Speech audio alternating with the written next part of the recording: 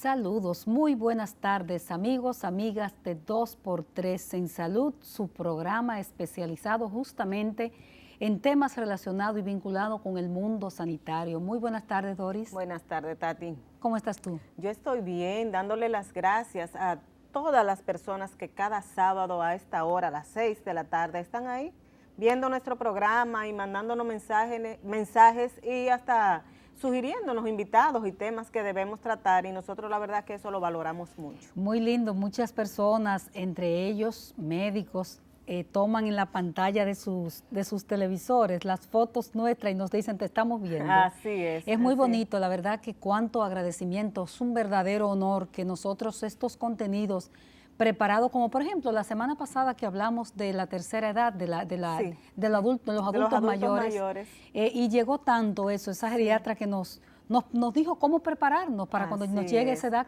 a la que todos vamos a llegar. A la que vamos a llegar, y recordarle a las personas que en caso de que el sábado a esta hora no puedan vernos, pues pueden buscar nuestros contenidos en nuestro canal de YouTube, se llama así mismo 2x3 en Salud, y en todas nuestras redes sociales, que siempre estamos tratando de mantenerles actualizados y orientados sobre todos esos temas, como dices tú, diferentes temas, como por ejemplo hoy, que vamos a hablar de estos temas actuales y que tanto preocupan a la población dominicana y a cada uno de nosotros, de lo que está ocurriendo en República Dominicana en materia de salud. Vamos a hablar, por ejemplo, de temas tan fundamentales como lo que está pasando, Tati, con la difteria, con el COVID y las bebidas alcohólicas, que es una cosa que realmente está llamando muchísimo la atención. Hoy tenemos, y nosotros no vamos a dar muchos detalles porque lo van a hacer nuestros invitados, tenemos un plato fuerte con 3 epidemiólogos. Ellos van a abordar justamente estos 3 temas en un momento por junto y otro por separado cada uno. Por ejemplo, la difteria, que ya ustedes saben, porque conocen por los medios, por todas partes, que es una enfermedad prevenible por vacuna. Lo que ocurrió para que hoy día tengamos un brote de difteria en el país desarrollado. Así es, que es una de las consecuencias que se estaban viendo. Bueno, lo de difteria no todo podemos atribuírselo al COVID, porque recordemos que la mayoría de los niños que se han enfermado y que han fallecido lamentablemente son niños más grandes, o sea, que significa que no se completó ese esquema de vacunación tiempos antes del COVID, porque el COVID apenas fue el año pasado que empezó. Entonces, esos niños pequeñitos de 1 o 2 años sí podíamos decir que por miedo al COVID no se vacunaron, pero hay niños más grandes, significa que ese esquema no se completó años atrás. Dicen un médico que siempre consultamos mucho, que es el presidente de la Sociedad de Vacunología, que van a venir resurgimiento de otras enfermedades, porque hay una, por ejemplo, el Estado tiene la pentavalente, son 5 enfermedades que se previenen por vacuna. Bueno, pues en este caso hubo en América Latina un 25% de una población que no completó su esquema, no se vacunó, porque fue un año en este caso lo vinculado, tú dices con mucha precisión, no todo fue la COVID, pero hubo sí una población que en ese año dejó de vacunarse porque el tema, como hemos dicho otras veces, era quédate en casa. Exacto. Entonces, ¿qué pasa con los programas de vacunación? Y me refiero a República Dominicana. Son puestos fijos de vacunación. El padre, la madre, la familia tiene la responsabilidad de llevar el niño, pero el Estado no puede decir la culpa es de los padres. El Estado debe salir a buscar a esos niños. Cuando el papá no acude a vacunar en la fecha en que le corresponde a su hijo, a su niño, pues entonces el Estado debe llevar la vacuna o salir a buscar a esa persona o recordarle, mire, a usted le toca vacunarse en tal fecha, traiga a su niño. Bueno, ahí ocurrió, Doris, lo que es una gran falencia del sistema de salud y seguridad social de la República Dominicana, que es la no implementación de la atención primaria. Hay países, y voy a poner siempre el ejemplo de Cuba, que tiene muchísimos problemas ahora, pero ellos tienen un fuerte sistema de atención primaria, que es que yo no tengo que esperar que la gente venga donde mí, es que la salud llegue donde la gente. Entonces, ahí está expresado el concepto que dice, o sea, si el padre no va, usted va, ¿por qué usted no se va? O España, por ejemplo, en su momento. Sí, hay países donde que tienen eso. O sea, ¿usted por qué no ha traído al niño? Venga a vacunarlo, porque eso te desata, te da, primero para los epidemiólogos de cualquier país, te daña las estadísticas. Se pierde pierden vidas. Y un gasto inmenso gasto de salud, bolsillo y gasto del sistema. Del sistema, exactamente. Entonces, sí, ciertamente. Realmente en cada episodio que ocurre en materia de salud siempre va a salir a relucir la necesidad de que nuestro país cuente con un sistema organizado de seguridad social. Recordemos lo que hace años en papeles se ve hermoso ese sistema organizado. Tenemos un esquema donde cada centro de atención primaria tendría a su cargo entre 500 y 700 familias, donde ese médico, ese enfermero, ese personal de salud, que incluso se amplió luego a esquema de un ginecólogo, de un pediatra, tendría pendiente lo que pasa en esa familia, con la salud de esa familia, que si un adulto mayor está enfermo en cama, ese médico va a ver ese adulto mayor y que la familia no tenga el problema, que sabemos muy bien lo que ocurre, de tener que sacar a un paciente que a veces está incluso hasta encamado, la dificultad es de movilizarlo, para llevarlo a un centro de salud. Si usted quiere saber cómo es el sistema de salud de la República Dominicana, que a usted se le enferme a alguien y usted tenga que ir a un centro de salud al que fuera, para que usted se dé cuenta. Público o privado, no estamos hablando de un sistema, es el sistema en sí. Exacto, es sistémico el tema. Que usted se da cuenta que es una medicina dispersa, te lo ve un cirujano, el cirujano dice una cosa, no consulta con el internista te dice otra cosa, entonces ese no consultó con el epidemiólogo, un ejemplo. No, y lo grande es que si van 10 médicos en un momento a verte ese paciente que tú lo tienes en emergencia, a esos 10 médicos tú tienes que contarle la historia clínica de tu paciente. O sea, te lo pregunta el primero, ya nota, tú dices, bueno, ya te lo tiene, ya no hay que decirle más nada. ¿Qué medicamento toma su paciente? Usted le dice, sí, él tiene clopidogrel. Entonces viene el siguiente, sí, mire, yo le pongo clopidogrel. O sea, es porque es una medicina, como dice mi libro, Doris, modestia aparte, dispersa y cara. Así mismo. Eso hace que se encarezca todo. Lamentablemente, siempre en cuidados intensivos. ¿Qué cosas son nuestros sistemas de salud? No, una cosa muy título de tu libro, la verdad que no se equivocó. No, fue emblemático. Intensivos. Emblemático. Así bueno, Doris, pues ¿qué tal si nos vamos a nuestra pausa, a nuestra primera pausa comercial? Y ahora venimos con unos invitados que usted no se puede ir porque van a hablar de lo que está ocurriendo con la salud en la República Dominicana. Volvemos ahora. 2x3 en salud.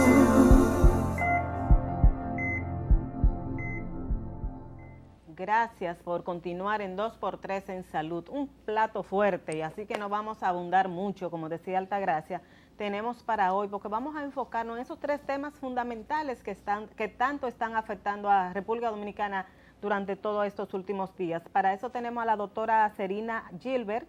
Ella es epidemióloga del Programa Ampliado de Inmunizaciones PAI.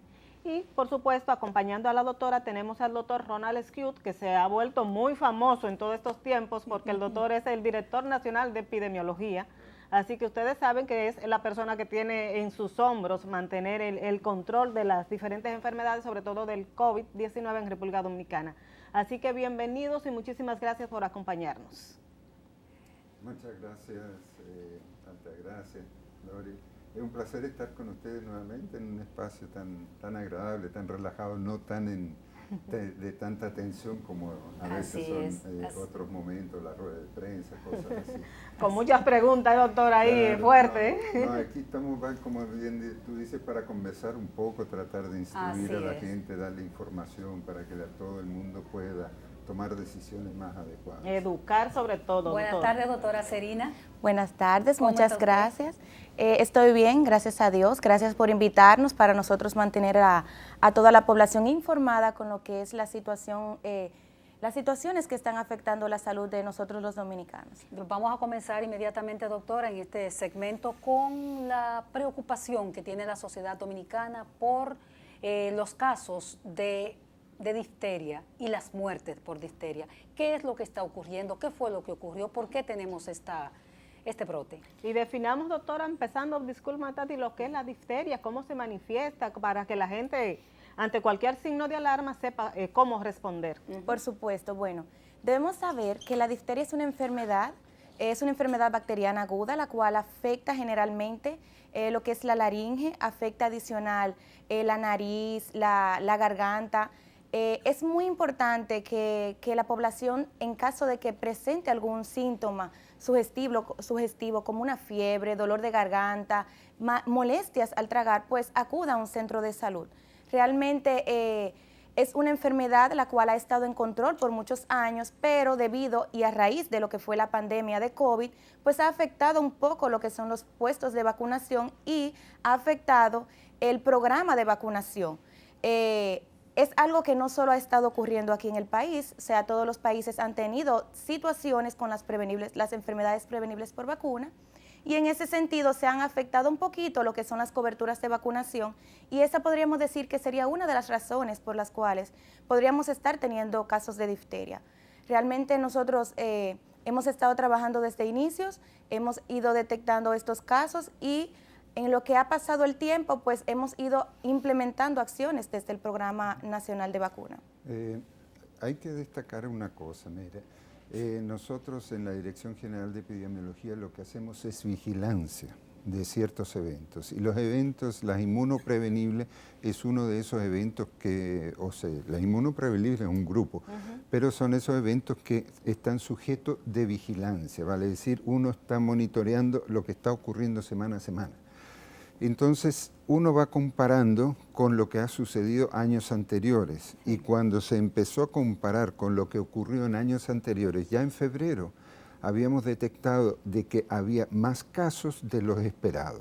Entonces, el programa ampliado de inmunizaciones inmediatamente inicia una serie de actividades para controlar. O sea, hay que dejarlo bien claro, no es que ahora por producto de que hay más casos, ahora se hace todo un show mediático, no, porque ya el programa ampliado de inmunizaciones desde febrero venía trabajando. En febrero se hicieron ¿cómo se llama esto? El riesgo. Análisis de riesgo. Análisis de riesgo, se clasificaron los municipios por riesgo y se establecieron prioridades, municipios en los cuales se deben intervenir. O sea que ya desde febrero, doctor, ustedes estaban interviniendo municipios. Claro, claro, eso es parte de la vigilancia, el estar observando qué es lo que ocurre.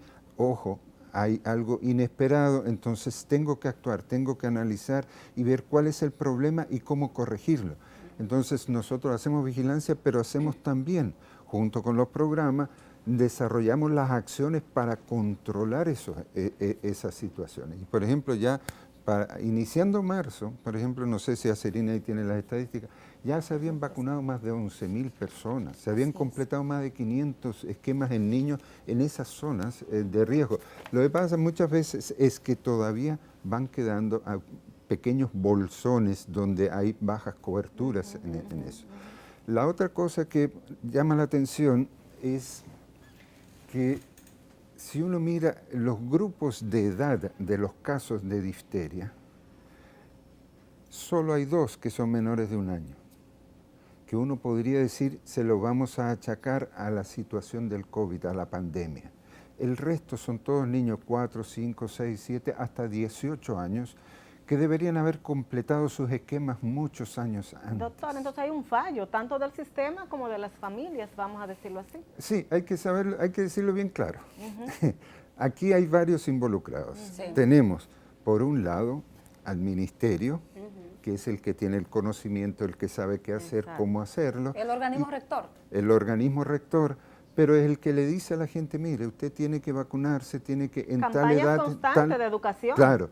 Tiene que, a los 2 meses usted tiene que recibir penta, en tal edad tiene que dar refuerzo, etc. Es el que tiene ese conocimiento y debe convencer a la población de que debe hacer algo. Por otro lado, por el otro lado de la moneda, está la población, que yo como padre tengo una responsabilidad para con mis hijos, y eso implica tener que vacunarlos. Entonces, en esa interacción a veces hay fallas o, digámoslo así, hay gente que no tomó conocimiento o no entendió bien las cosas, pero siempre va a haber un resto que no completa sus esquemas. Y eso hay que decirlo porque no es que esté defendiendo una situación, sino que es un fenómeno que usted lo observa en todos los países. Cuando usted ve la primera dosis, segunda, tercera, van disminuyendo, Van bajando, siempre va sí. quedando un margen de esquemas incompletos. Doctor, comentábamos Tori y yo en la sesión de comentarios el tema de que recordar que nosotros no tenemos un sistema con atención primaria implementada, que eso es grave en la República Dominicana. Y preguntarle a la doctora Acerina que nos hable un poquito de qué es que hablan las estadísticas actuales. ¿Cuántos niños han sido afectados? ¿Cuántas dosis de vacunas han implementado? Háblanos un poco de los números, doctora. Bueno, con respecto a cuántos niños tenemos afectados, hasta el momento nosotros en el programa tenemos 19 casos probables. De estos 19 casos probables, tenemos 10 que han dado un cultivo positivo para Corynebacterium diphtheriae. Ahora bien, ¿qué hay que destacar? Para nosotros decir casos confirmados, nosotros debemos de confirmar mediante una prueba de laboratorio especializada que se llama prueba ELEC, que realmente no se realiza en el país. En ese sentido, hemos confirmado 4 casos a nivel nacional. De igual forma, podemos decir que tenemos 7 casos en investigación y hasta la fecha llevamos 10 defunciones. Sin embargo, también con respecto a esta prueba, un caso, a pesar de que no fue confirmado mediante lo que es la prueba de laboratorio, como estuvo en contacto con uno de los casos y desarrolló los síntomas, podríamos decir que está confirmado por nexo epidemiológico. De igual forma, una parte importante de lo que es la vigilancia epidemiológica es contar los casos que hemos descartado. Y en ese sentido, tenemos 3 casos que han dado negativo para cultivo. Dentro de estos, el que mencionamos que está confirmado por nexo epidemiológico. O sea, dentro de los 19, doctora, ¿esos 3 están negativos? O Así es, dentro de los 19, esos 3 están negativos, más 1 es confirmado por nexo epidemiológico, porque se estableció o se determinó que al momento de realizar lo que es la prueba, el caso había recibido lo que es antibióticos y esto puede provocar un falso negativo. Entonces, ¿cuántas muertes tenemos? Tenemos 10 defunciones a la fecha.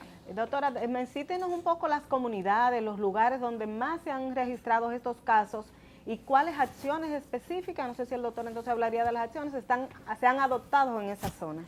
Bueno, con respecto a los lugares, ¿verdad? Tenemos Monteplata. Monteplata actualmente tiene 5 casos. Tenemos también San Cristóbal con 2 casos. Uno de los casos es el que le mencioné, que está confirmado por nexo epidemiológico o vínculo epidemiológico. Tenemos también Bauruco.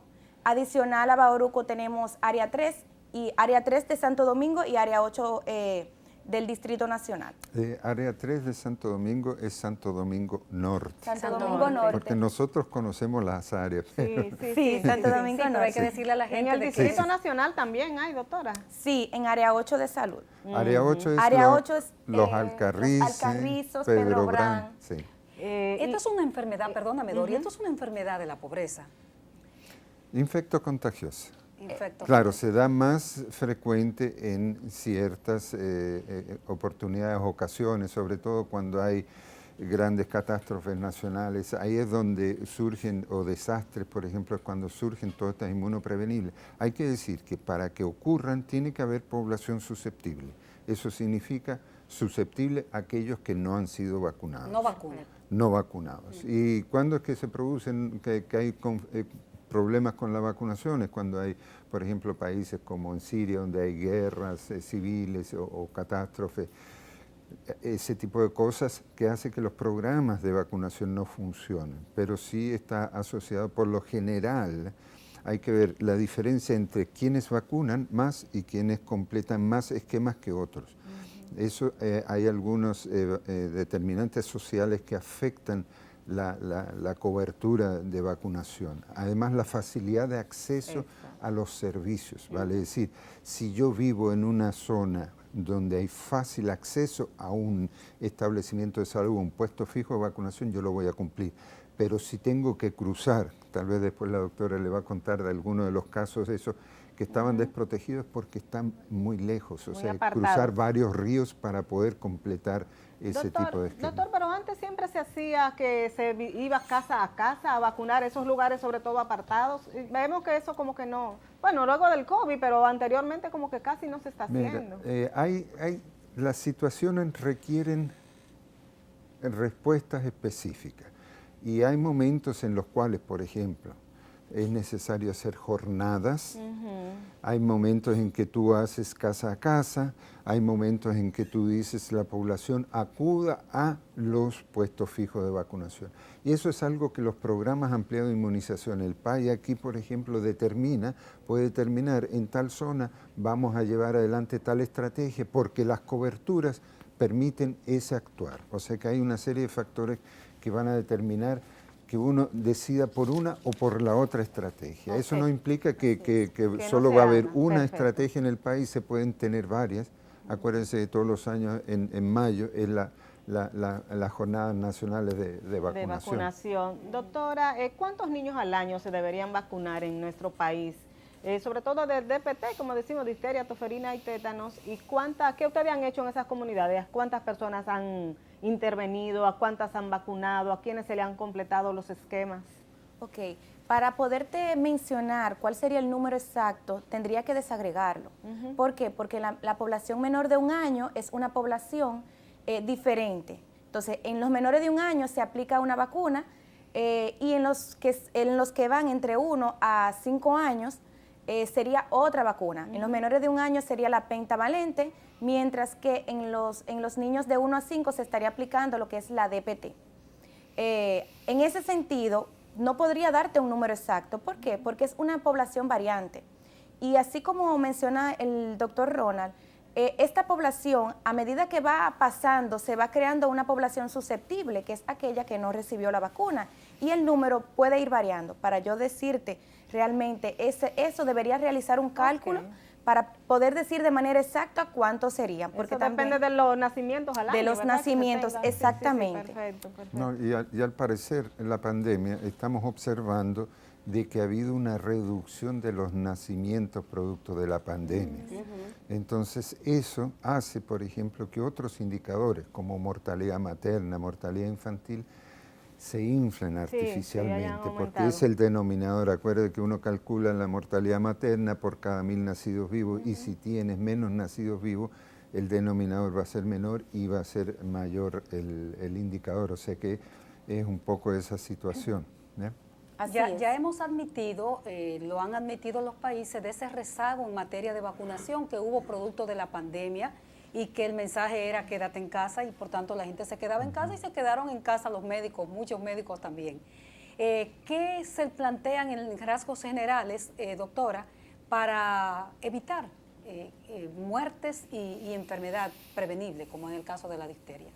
Bueno, nosotros realmente lo que recomendamos a toda la población es que inmediatamente presente cualquier situación de salud, pues se dirija, cualquier problema que se sienta mal, que acuda a un centro de salud, que lleve a sus niños a un centro de salud. Si tienen fiebre, si tienen dolor de garganta, que estén siempre pendientes y alertas y que acudan al centro de salud más cercano.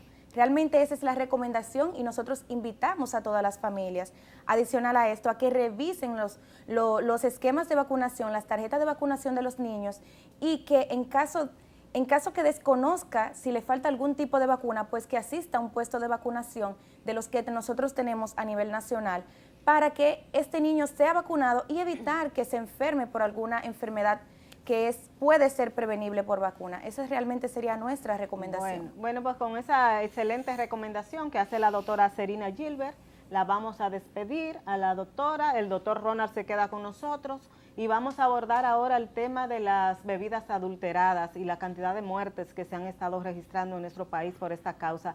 Doctora, muchísimas gracias, excelentes informaciones y orientaciones a la población. Nos vamos a una pausa y regresamos. Muchas gracias. 2 por 3 en salud. Continuamos con el desarrollo, con todo el contenido preparado con cariño para todos ustedes de 2x3 en Salud. Y ahora se une a nuestra entrevista el doctor Wadi Casado, quien es epidemiólogo al servicio de la Dirección General de Epidemiología y acompaña a ese equipo que dirige nuestro amigo, el director de epidemiología, el doctor Ronald Esquiu. Buenas tardes, doctor, bienvenido. Buenas tardes a todos. ¿Cómo está usted? Muy bien, un placer de estar acá en este programa. Encantada. Bueno, doctor, con usted tenemos el gran tema, el lamentable tema de las muertes y afectados por bebidas adulteradas. ¿Qué es lo que ha pasado en la República Dominicana? la enfermedad, la COVID, parece tapar muchas cosas sin querer, sin que lo anden buscando taparlo, pero esta vez y desde el año pasado ha sido imposible con todo este tema de las bebidas adulteradas. ¿Qué es lo que está ocurriendo, doctor? Bueno, realmente pareciera haber una coincidencia en el periodo de inicio de estos eventos ya. En algunas ocasiones ha coincidido con las fiestas navideñas, en otras ocasiones pues con las fiestas, con el festejo de Semana Santa. Asueto de Semana Pareciera coincidir algo. Bueno, el año pasado, recuerdo yo, en el 2020, en medio de toda esta situación del COVID, que en ese momento quizás no tuvo la trascendencia que tuvo ahora, porque la gente estaba muy atemorizada por esto del COVID y encerrada, recuerdo yo que el año pasado fue también para, luego del asueto de Semana Santa o en medio de esa situación en que empezaron a surgir casos de intoxicaciones por alcohol. Y ahora vemos que también ocurre, parece que es cíclico el asunto. Bueno, pareciera, no obstante, debemos comprender que esto es un evento que no es un evento común ya, es algo que sale de la mano propiamente del fabricante, podríamos decir, o sea que no deberíamos considerarlo como algo intencional propiamente de estacional. Okay. No Ya, deberíamos doctor, ¿qué nos considerarlo. dice la cifra? ¿Qué es lo que hemos tenido en lo que va de año, o sea, abril, la semana 13, creo que hablan ustedes, epidemiológica? Bueno, hasta esta semana ya contamos unos 151 casos con 64 fallecimientos. Oh, Dios. Eso es mucho. Hasta esta semana, sí, es bastante. Las edades, doctor, y los lugares donde más se han ido registrando este tipo de casos. Bueno, hasta el momento nosotros hemos vinculado 4 tipos de bebidas distintas y cada una de esas bebidas pues se manifiesta o está más presente en un grupo de edad que en otro, ¿ya? De acuerdo al tipo, a las características de la bebida, y también pues la bebida se distribuye en diferentes provincias, por decir, aquellas bebidas que contienen una base más fuerte, como el clerén o aquellas bebidas que están siendo falsificadas, se encuentran tanto en el Distrito Nacional, en Santo Domingo, como en la parte nordeste, en la parte norte del país, Santiago, Valverde, Montecristi. Por el contrario, ya hemos documentado otras bebidas como el Monday, que es un tipo de bebida más refrescante, es más femenino, ¿ya? Porque es a base de fruta, tiene un sabor dulce, entonces es un poco más femenino, y esta la hemos podido identificar un poco más en el sexo femenino y en las edades más bajas. Ya de las víctimas mortales y de los afectados, ¿qué es lo que dicen las estadísticas? ¿Cuántos son hombres, cuántos son mujeres? Si lo recuerda, doctor, si lo precisa. Bueno, el 51% hasta esta semana de los casos son hombres y el 42% ha fallecido. Es bastante O sea, la mortalidad y la incidencia ha sido más alta en hombres, en varones, que en mujeres. ¿Y los grupos de edades? Bueno, los grupos de edades también. Recordemos que estamos hablando de bebidas alcohólicas, suele verse mayores de 18 años, pero los grupos de edad más afectados. Pero llama la atención el hecho de que, por ejemplo, la letalidad es diferente en ambos sexos. Y eso está determinado, vale decir, en el caso de las mujeres la letalidad llega al 20% por ahí, si no me equivoco. En cambio, en los varones la letalidad es mucho más alta, 50%, ¿ya? Es mucho más alta. ¿Por qué? Porque los varones bebemos otro tipo de bebidas que las mujeres. y quizás más cantidad, digo yo, no sé. Sí, acuérdense, eso también, la intoxicación tiene que ver dosis-efecto, pero por ejemplo en el caso de las bebidas que se han analizado, sí, los varones prefieren bebidas más fuertes, más puras, ya tipo clerén o ron falsificado. En cambio, las mujeres prefieren más este tipo de bebida, tipo cóctel, frozen. Entonces, es diferente. Y lo mismo los grupos, las edades. Las mujeres más jóvenes prefieren este tipo de bebida, cóctel, frozen, En cambio, las personas mayores, Prefieren los más varones fuerte, mayores, ¿verdad? prefieren alcoholes o licores más fuertes, más puros, en Ya. el sentido, ¿ya? Doctor, perdón, Tati, ¿por qué le echan metanol en vez del etanol, verdad? Que debería ser el alcohol. ¿Por qué? O sea, no supongo yo, no sé si será intencional, pues se sabe que el metanol es un veneno, ¿verdad? Sí. Pero ¿por qué se utiliza entonces esta sustancia en vez de la correcta sustancia? La intención no la desconozco. La desconoce, ok. La intención. Probable haya mala intención en ese proceso. Yo creo que podríamos atribuirlo un poco a aumentar probablemente la cantidad del líquido. ¿ya? A rendirlo. Probablemente. ¿El metanol porque es más una base- barato que el etanol? ¿Ah? ¿El metanol es más barato que el etanol, el precio? Bueno, la importación sí. Ah, Sí, la compra sí, podríamos decir que sí.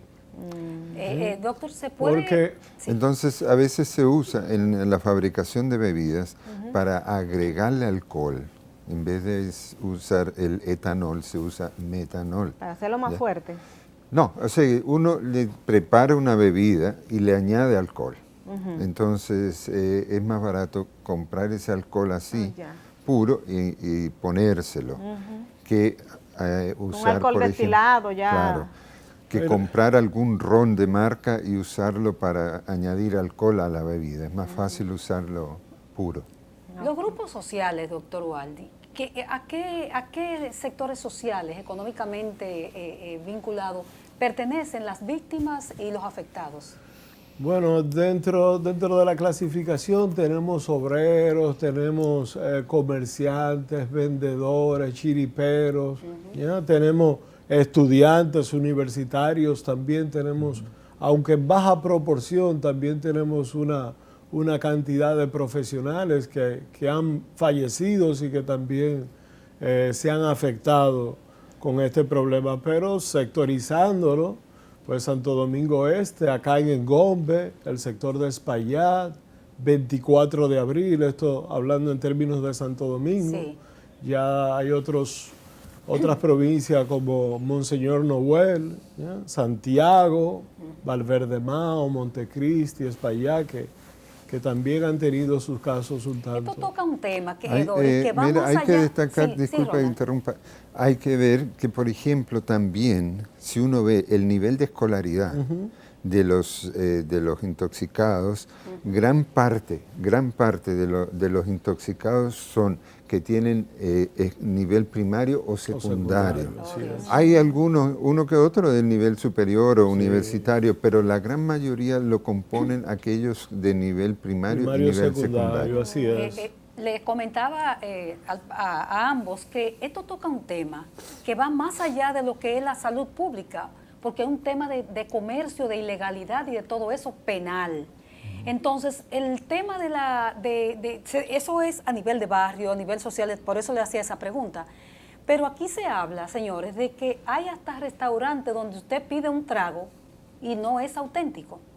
O sea, ¿a quién tendría cómo coordinar desde la rectoría del sistema de salud con los otros organismos para parar este crimen? Pues eso es un crimen, eso es un delito. Mire, nosotros nos toca la parte, yo digo siempre la parte desagradable, porque hacemos la vigilancia epidemiológica y nos damos cuenta, nos entra al sistema de vigilancia probable intoxicación por metanol. Y entonces eso gatilla una investigación que hay que hacer y entonces nosotros notificamos a las autoridades correspondientes para que hagan la otra investigación. Nosotros vemos dónde ocurrió, se hace una investigación, se va a la casa, se entrevista a la familia o a los afectados para obtener la mayor cantidad posible de información. Y el resto nosotros se lo pasamos a los organismos. Digamos, hay que tener claro que Salud Pública no es un organismo coercitivo, sino que nosotros hacemos vigilancia y damos recomendaciones. Hay otros organismos en el Estado que están llamados a actuar una vez que se ha detectado el problema. Así es. ¿Ya? O sea, eso es una de las cosas que hay que destacar. Varias instituciones intervienen para Sí. poder garantizar, como dice Tati, ese Claro. control. Sí. Doctor, quiero preguntarle qué característica tiene que debe llamar la atención de la gente? El alcohol, porque es muy fácil decir, un alcohol adulterado, pero ¿cómo sé yo que tiene alcohol envenenado, que me voy a envenenar con alcohol adulterado? ¿Cuáles son esas características específicas ustedes como epidemiólogos ya han detectado que le debe llamar la atención o prenderle el bombillito, como decimos popularmente, a la gente para decir, yo no voy a comprar esto porque está medio dudoso? ¿Cuáles son esas? Hay un criterio que lo podemos ver sin probar y sin ver la botella. El primer criterio es el precio. Si te ofrecen una cosa demasiado barata, tú sabes que cuesta tanto, pero te lo están ofreciendo muy por debajo del precio, eso es un indicativo probable que es algo que no es original, falsificado, robado, etcétera, etcétera. Perfecto. Pero eso es una de las cosas que te puede llevar a sospechar. Después ahí Wade le puede explicar, hay otras características. Hay otras características también de características propias del etiquetado y de seguridad del embotellado. Por decir, hay algunas fábricas comerciales que presentan algunos precintos de seguridad en la tapa, una codificación. Es importante, es muy importante que la ciudadanía vea previo a abrir la botella qué es lo que está comprando, las características de la etiqueta. A veces las tapas no son 100% compatibles, aunque las tapas son uniformes, pero incluso a veces el color difiere, el etiquetado no cuenta con los colores adecuados, está doblado, o sea que también hay que prestar atención. Nosotros no nos enseñan a leer etiquetados. Yo veo a veces personas que van comprando y van leyendo incluso qué tiene, qué no tiene, si tiene registro sanitario, pero nosotros no nos han enseñado eso. Esas bebidas tienen que tener algún número de registro sanitario que también podría ser un punto que las personas pueden tomar en cuenta. Sí, todo alimento, todo producto de consumo humano que se comercialice a nivel nacional debe contar con una numeración de registro sanitario. Si dice en proceso o no se encuentra esa numeración, entonces no cuenta con la autorización de venta del Ministerio de Salud Pública. Doctor, ahí mismo, la Dirección General de Impuestos Internos tiene una aplicación. Así es. Bueno, si usted la conoce, para que claro le diga a la sí. gente. Claro que sí, eso es muy importante. Es una aplicación que, por decir, ya está, se está fortaleciendo. Es una aplicación que se llama Revísame. Se descarga, es una aplicación que se coloca con el celular en la parte superior de la tapa, en el precinto de seguridad, y nos da una numeración. Ahora bien, es importante esa numeración, poder contrastarla y confirmarla en la parte de atrás de la botella. Tiene una numeración en el código de barra, debe coincidir esa numeración que da la aplicación con el número de barras. Ahora bien, hay otra cosa que yo usualmente recomiendo. Ya esos precintos en algunas circunstancias también se están violando, se están falsificando. Entonces, yo personalmente lo que suelo hacer es que cuando vamos a hacer las inspecciones, pues tomamos 2 o 3 botellas de la misma botella o diferentes botellas y las revisamos. Si vemos que 2 botellas, porque es como una cédula, cada botella tiene una numeración. Número 1521, 1522. Una secuencia. Exactamente. Entonces, si da la misma numeración en 2 botellas distintas, pues entiende que estamos hablando, que estamos ante una falsificación. Bueno, pues doctor, vamos a pedirle permiso, vamos a una breve pausa y regresamos de inmediato a seguir hablando de COVID y de alcohol adulterado. Así que regresamos en un momentito. 2 por 3 en salud.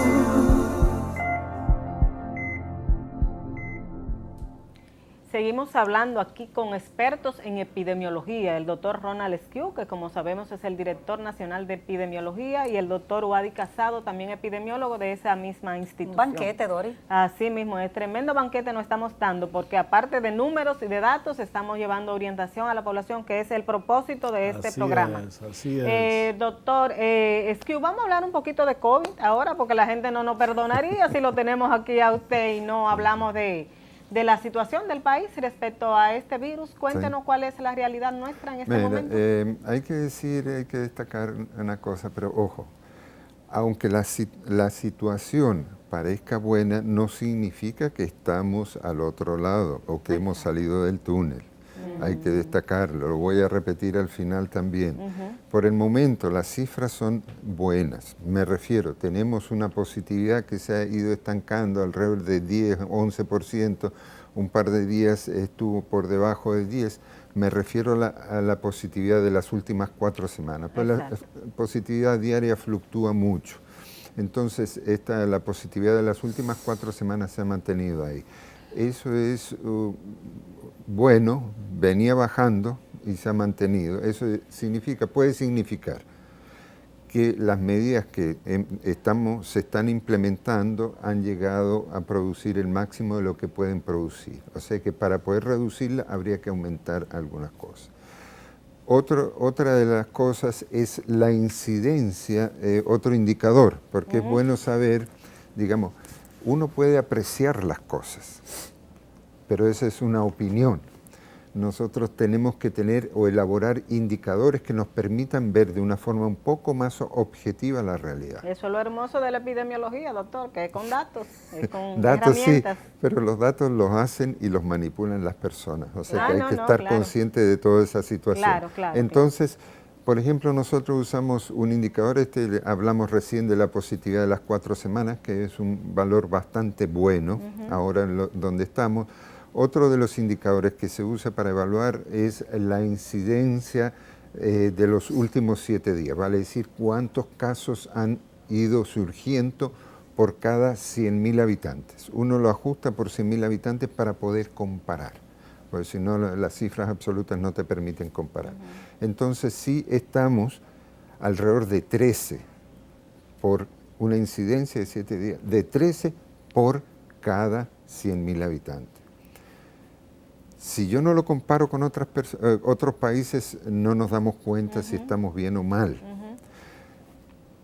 Yo estaba revisando las cifras hoy en la mañana, antes de venir al programa, y me encuentro que hay países que tienen incidencia de más de 1.000. Y hay muchos países que tienen incidencia, por ejemplo en Europa, Alemania está por 120, 130, y dentro de Alemania hay estados donde está en 200 por cada 100.000 habitantes. Y nosotros estamos en 13.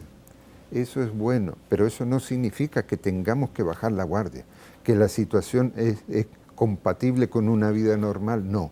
Debemos seguir actuando como lo hemos hecho, respetando, por ejemplo, el toque de queda, manteniendo el uso de la mascarilla, higiene de manos, distanciamiento, etcétera, etcétera.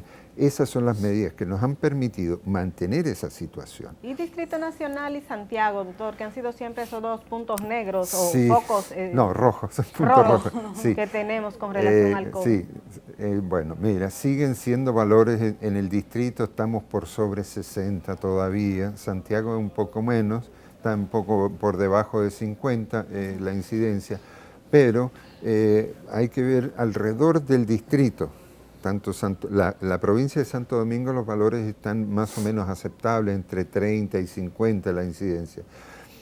Acuérdense que uno de los criterios que se usó para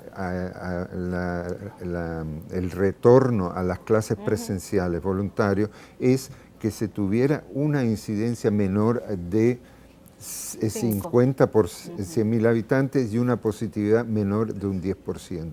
Y sí, los municipios que cumplen ese criterio son bastantes, son alrededor de 50. En este momento que estamos en la República Dominicana y que vemos la perspectiva de otros países donde se mantiene cierre, toque de queda, se habla de tercera ola o están en tercera ola, ¿cuáles son los aspectos de la pandemia en la República Dominicana que le preocupa a ustedes como hombres de ciencia de la epidemiología, hombres y mujeres de ciencia de la epidemiología? Una de las preocupaciones, hay que aprender de los demás. Nosotros vamos a la escuela a aprender, vamos a la universidad, vamos a aprender. Y en estas situaciones, aquellos que van adelante, tenemos que aprender de los errores que cometen otros países. Por ejemplo, y así podemos ver otros países donde iniciaron la vacunación y tenían valores, indicadores que eran muy favorables, las personas empezaron a descuidarse, creyeron que la situación se había resuelto y ahora están enfrascados en una situación realmente crítica. El caso de Chile, por ejemplo, donde están al borde del colapso. Pese a que tiene una alta población de Claro, vacunados. es uno de los países que más rápido vacunó, que tienen altas coberturas de vacunación, pero sin embargo todo el mundo creyó que la situación ya estaba resuelta con la vacuna y dejaron de preocuparse. Ellos vienen saliendo también de su verano, donde todo el mundo no respetó las medidas que se recomiendan, mascarilla, distanciamiento, etc. Entonces, esas son las cosas que uno tiene que aprender de los demás. Doctor Waldi, Nosotros estamos vacunando, el país está vacunando a una velocidad increíble, estamos vacunando mucha gente, pero ojo, esa no es la solución. Debemos seguir manteniendo las medidas estrictas hasta que tengamos una alta proporción de población vacunada. Algunos hablan de la inmunidad de rebaño, pero eso significa que tenemos que tener arriba del 70% de toda la población vacunada con una vacuna que realmente nos proteja a todos. ¿Y la tasa de transmisión, doctor, cómo anda? Estamos, por ejemplo, el RT está más o menos por ahí, dependiendo de las provincias. Hay provincias donde es muy positivo, está en 0.8, o sea, cuando yo hablo de 0.8 implica que se está reduciendo. El valor que uno usa es 1. 1 significa que uno transmite a 1 y se mantiene. Arriba de 1 significa que va en expansión, pero menor de 1 es que se está reduciendo. Tenemos varias provincias donde efectivamente la situación se está reduciendo. Eso es el RT, pero si calculamos el RO, que es otro similar, sí por el momento está en valores alrededor de 2, y eso sí es un poco preocupante porque significa que una persona está infectando a 2 personas. Entonces, aunque tengamos valores bajos de positividad e incidencia, eso nos dice el RO que por el momento puede que estemos en una expansión. ¿Ya? Ya, por último, porque se nos termina el tiempo, preguntarle al doctor Waldi, esa falsa percepción que tiene mucha gente de que ya tengo las 2 dosis, me quito esta mascarilla y cojo para la calle y puedo ir a bonche.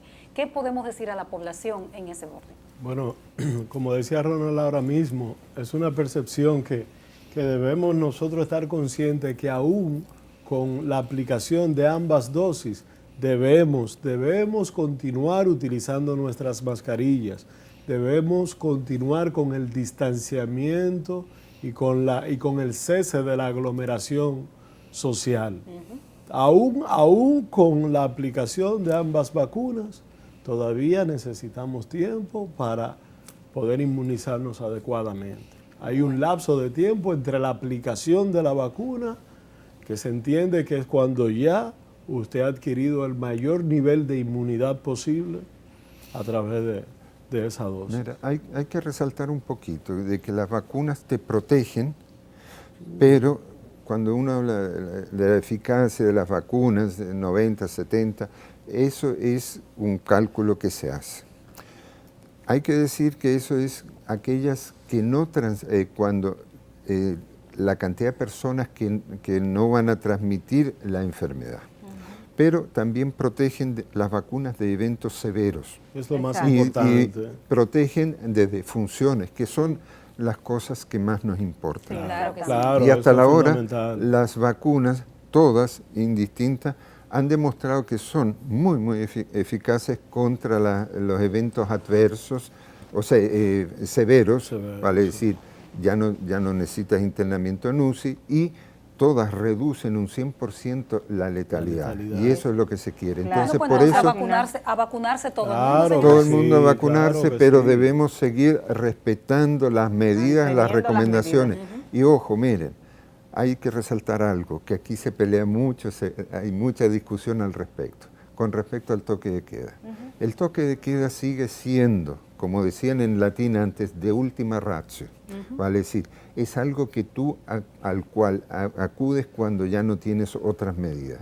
Lo están usando en Europa, cuando ya la situación es demasiado crítica, ahora empiezan muchos países a introducir toque de queda. Nosotros nunca hemos dejado como país de usar el toque de queda. Sí, Y eso es algo, internamente discutimos mucho al respecto, discutimos, peleamos, estamos en contra, estamos a favor, pero al parecer al parecer, eso nos ha ayudado bastante a mantener una situación, aunque hemos tenido 2 olas, hemos tenido una situación leve en comparación con otros países. Bueno, doctor, muchísimas gracias, buenísimas 3. las orientaciones. Le agradecemos al doctor Ronald, a la doctora Serina que estuvo primero con nosotros y a Wadi, al doctor Wadi por darnos tantas orientaciones interesantes. A nuestros amigos televidentes, gracias por acompañarnos y será hasta la próxima semana.